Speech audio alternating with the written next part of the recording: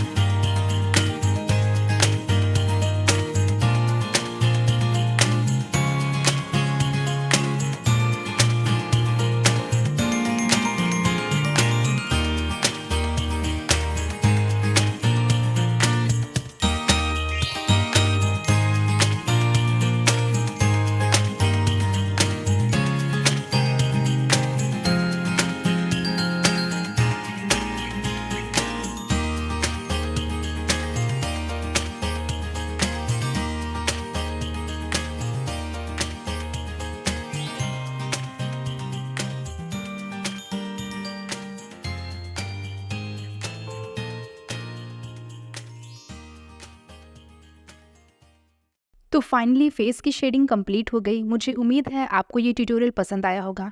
जाने से पहले मुझे कमेंट में ज़रूर बताना आपको अगला पार्ट किस पे चाहिए, हेयर शेडिंग पे या ज्वेलरी शेडिंग पे। तो मिलते हैं अगले वीडियो में, तब तक के लिए बाय बाय।